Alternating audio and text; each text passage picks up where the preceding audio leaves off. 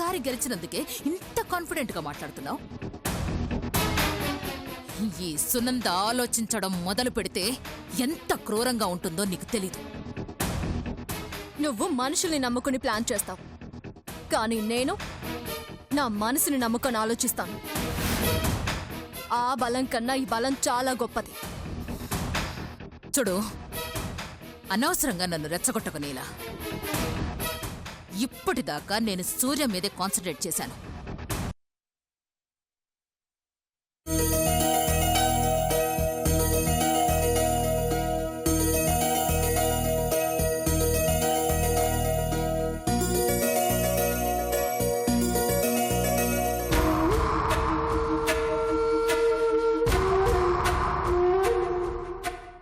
ఏమైంది బావా, డల్గా ఉన్నావు?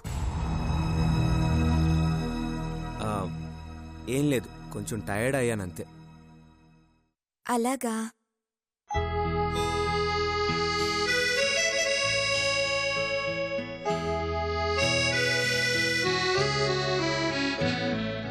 థ్యాంక్స్ బావా, చాలా బాగా ఎంజాయ్ చేశాను. చాలా హ్యాపీగా ఉంది.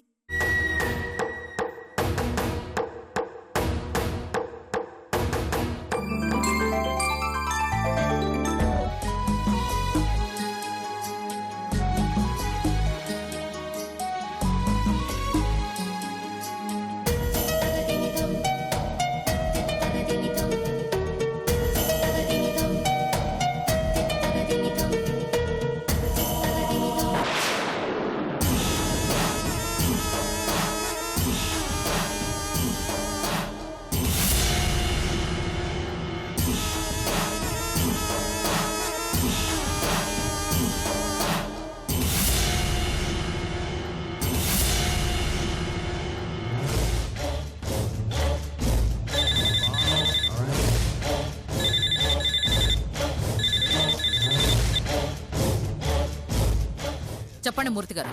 శశమ్మను తీసుకెళ్ళిపోయారమ్మా.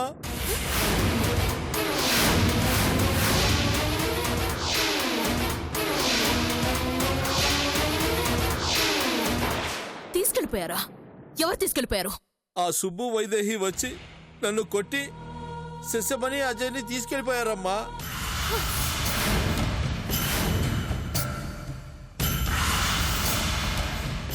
అదేంటి మూర్తి గారు, వైదేహి జైల్లో ఉంది కదా? ఏం జరిగిందో తెలియదు గాని ఆ సుబ్బు వైదేహిని విడిపించాడట. వాళ్ళ మధ్య మనస్పర్ధలు తొలగిపోయి వాళ్ళిద్దరు కలిసిపోయారమ్మా.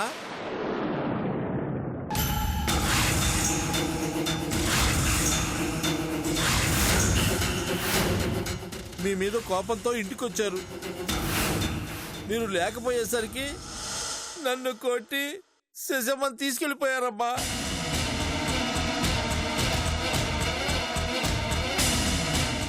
మీరు ఎక్కడున్నా వెంటనే హైదరాబాద్ రావాలని చెప్పాడమ్మా.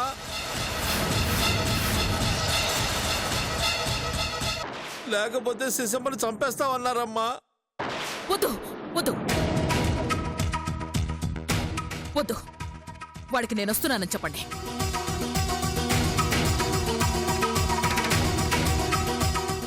నేను వెంటనే బయలుదేరుతున్నాను. అలాగేనమ్మా.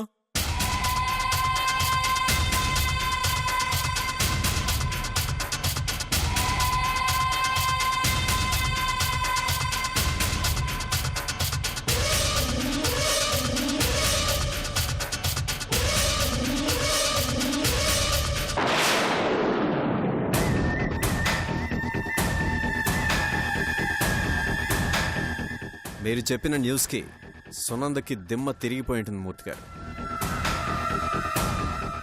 వెర్రెక్కిపోయి పరిగెత్తుకుంటూ వస్తుంది.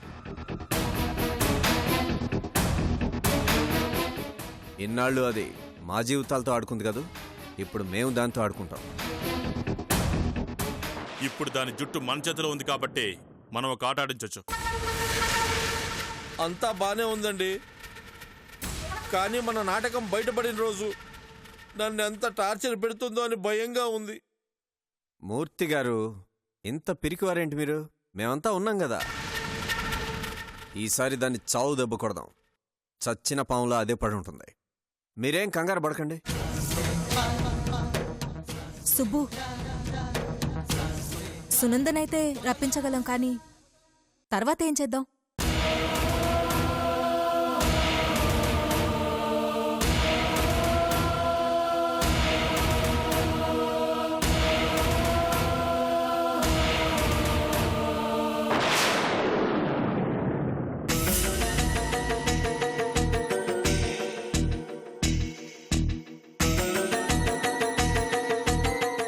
ఎరువులకి ఎంత ఖర్చు అయింది రచన? అది అన్న పెద్దిరెడ్డి గారు, ఆ, నేను హైదరాబాద్ వెళుతున్నాను. అదేంటి సునందా, అనుకోకుండా ఈ ప్రయాణం ఏంది? అయినా ఇన్ని రోజులుండి నిశ్చితార్థానికి ముందే పోతానంటావేంది? శశికి ఒంట్లో బాలేదట. మూర్తి గారు ఫోన్ చేశారు. అందుకే హడావిడిగా బయలుదేరాల్సి వస్తుంది. అయ్యో, అట్టంటప్పుడు మీరే వెళ్లే బదులు అమ్మాయిని ఇక్కడికి తీసుకొస్తే సరిపోతాది కదా.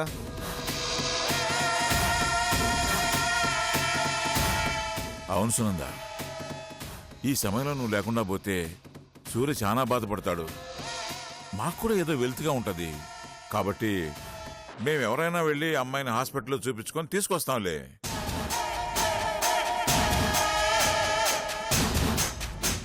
నువ్వేమీ అంత కంగారుగా బయలుదేరాల్సిన పనేం లేదులే. లేదండి, అసలు దాని కండిషన్ ఎలా ఉందో చూస్తే గానీ నాకు తెలీదు. ఒకవేళ ఇక్కడికి తీసుకొచ్చాక ఏదైనా ప్రాబ్లం వస్తే మళ్ళీ ట్రీట్మెంట్ ఇప్పించడం కష్టం అవుతుంది. కాబట్టి నేను వెళ్ళి తీరాలి.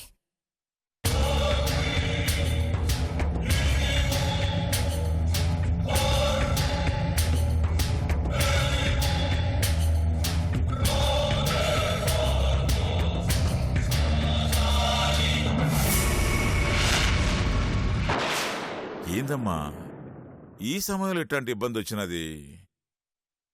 సూర్యని బాధపడొద్దని చెప్పండి. నేను శశిని హాస్పిటల్లో చూపించిన తర్వాత వాడికి ఫోన్ చేస్తాను. బేబీకి కొంచెం క్యూర్ అయ్యాక నేనే దాన్ని తీసుకుని నిశ్చితార్థానికొస్తాను.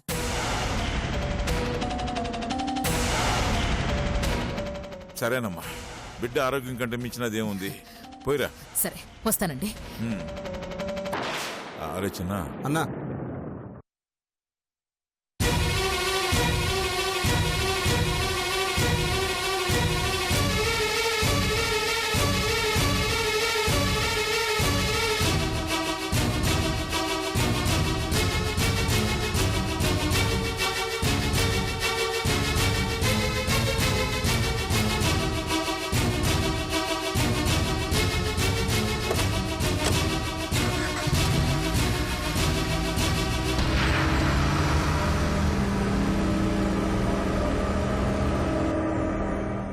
ఇదింత హడావుడిగా బయలుదేరిద్దంటే నాకేదో అనుమానంగా ఉందే.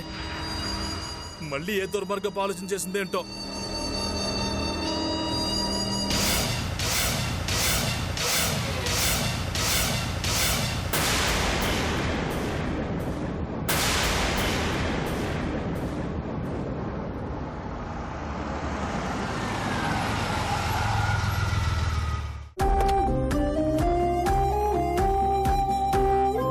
అన్నా, వయసోళ్ళు వచ్చేసినారు.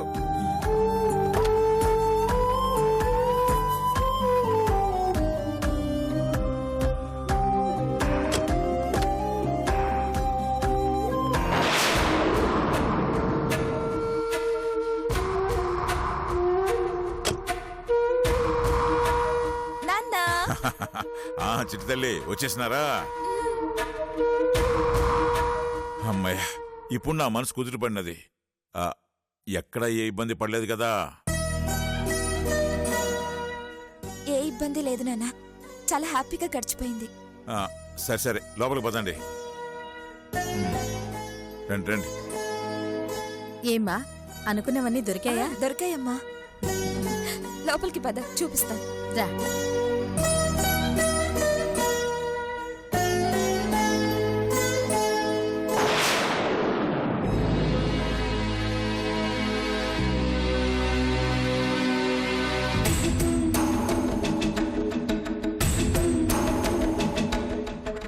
అత్తా,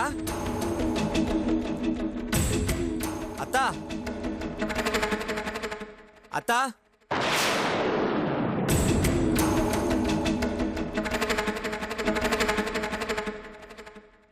అత్తా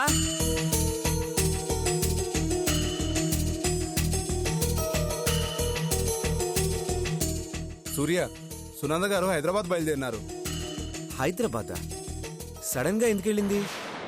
వాళ్ళ అమ్మాయి శశికి ఏదో ఒంట్లో బాగాలేదని ఫోన్ వస్తే హడావుడిగా హైదరాబాద్ పోయినది.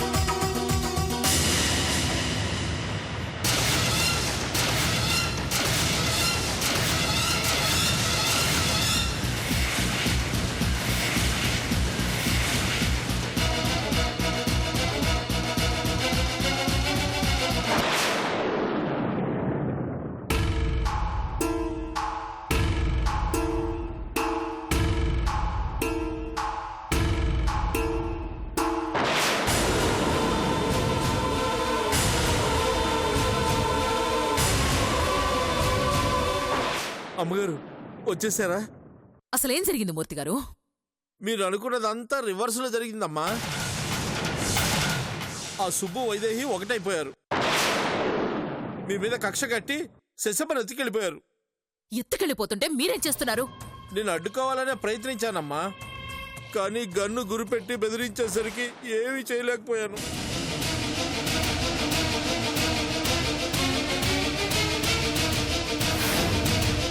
ఛ! నాకు కూడా మూర్తి గారు ఫోన్ చేసి చెప్పేదాకా విషయం తెలీదమ్మా. నేను గనక ఉండుంటే ఆ సుబ్బుని ఇంట్లో అడుగు కూడా పెట్టనిచ్చేవాడిని కదమ్మా.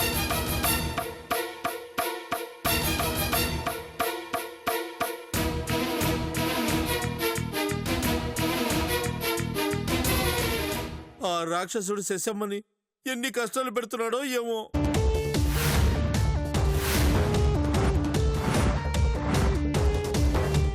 అసలు అసలు వైదేహమ్మ ఇలా మారిపోతుందని నేను ఊహించడం లేదు. ఆశ్రయం ఇచ్చిన మిమ్మల్ని ఎలా మోసం చేయగలిగిందో నాకు అర్థం కావట్లేదమ్మా.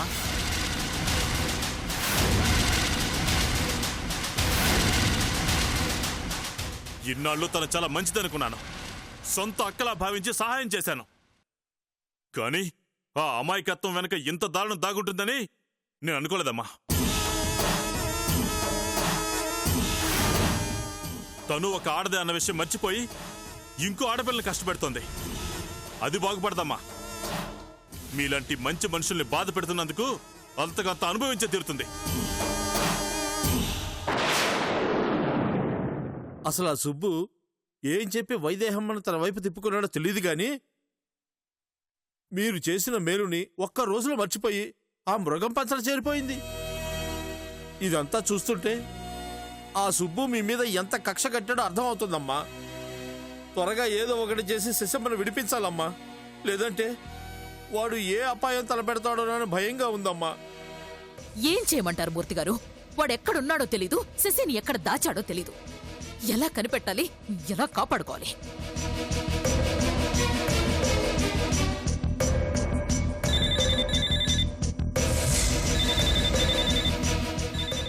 వాడే చేస్తున్నాడు. హలో, ఏం సునంద, విషయం తెలిసిందా? సుబ్బు, నా శశినేం చెయ్యొద్దు. నేనేం చేయాలో నాకు తెలుసు సునంద, నువ్వేం చెప్పాల్సిన పని లేదు. సుబ్బు, సుబ్బు, నీకేమైనా కోపం ఉంటే నా మీద చూపించు. శశిని వదిలే. అదే మాట నేను నీకు చాలాసార్లు చెప్పాను, వైదేహి జోలికి వెళ్ళొద్దని. కానీ నువ్వేం చేశావు? నా మీద పగతో వైదేహిని ఇబ్బంది పెట్టిందే కాకుండా పసిపిల్లల ప్రాణాలతో ఆడుకున్నావు. అప్పుడు లేని బాధ కూతురు ప్రాణం మీదకి వచ్చేసరికి కలుగుతోందా? ప్లీజ్ సుబ్బు, నన్ను టెన్షన్ పెట్టొద్దు. నాకు కావాల్సింది నిన్ను టెన్షన్ పెట్టడం ఇస్తున్నదా? నువ్వు ఎక్కువగా మాట్లాడితే నీ కూతుర్ని ఏం చేస్తానో కూడా. సుబ్బు,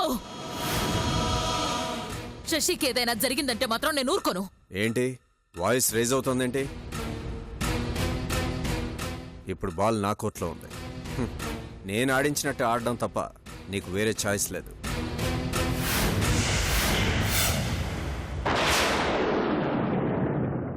ఇప్పుడు నేనేం చేయాలి? వెంటనే ఓ చోటికి రావాలి. ఎక్కడికి?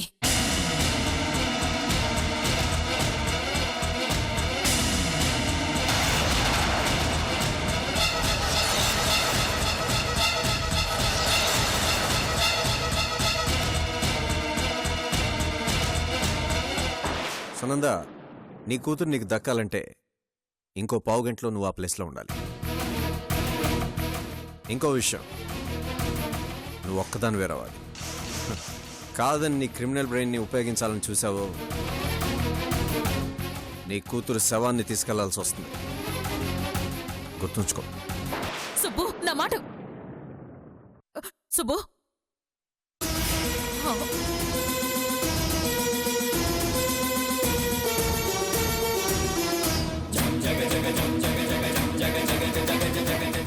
ఏమన్నాడమ్మా? నన్ను ఓ చోటికి రమ్మన్నాడు. పదన్నమ్మా వెళ్దాం.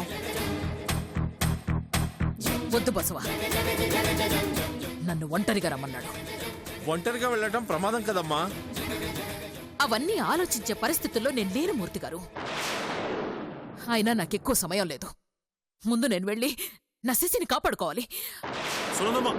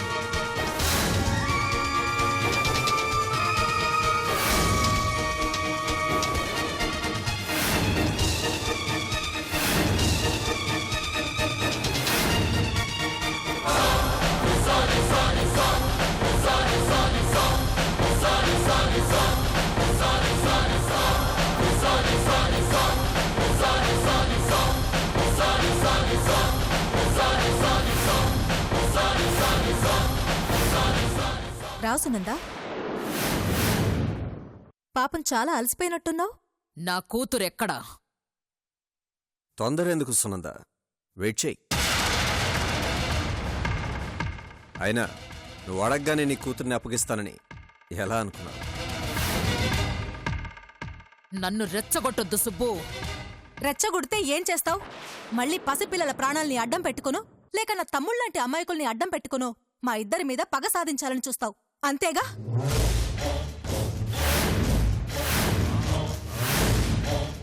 సిగ్గుందా నీకు?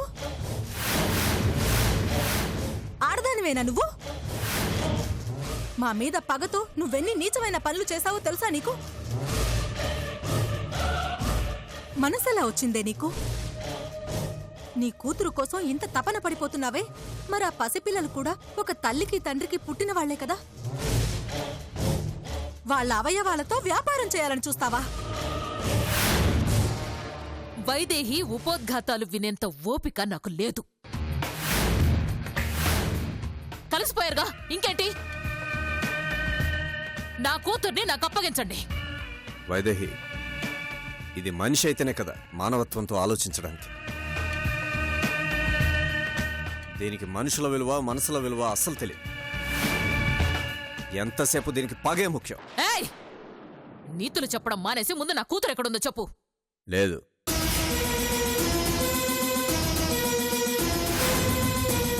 నాకు చిరాకు తెప్పించకు సుబ్బు.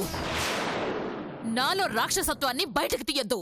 నిజం సునంద, శశి ఉన్నంతకాలం నువ్వు సూర్యని నీలని ఒకటి కానివ్వు.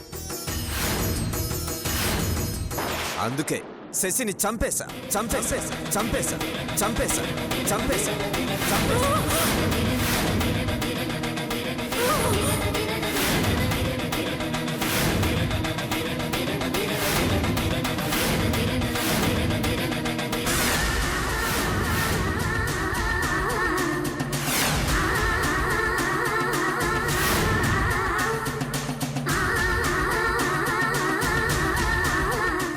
నీకు ముందు నుంచి చెబుతూనే వచ్చాను.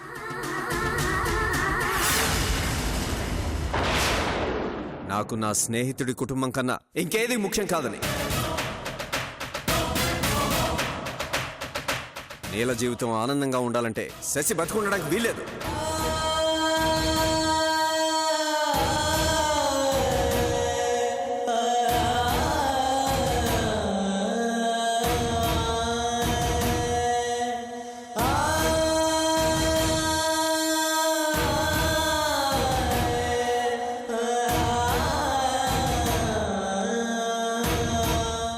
అందుకే కసి తీరా దానిని దారుణంగా గొంతు కోసి చంపేశాను.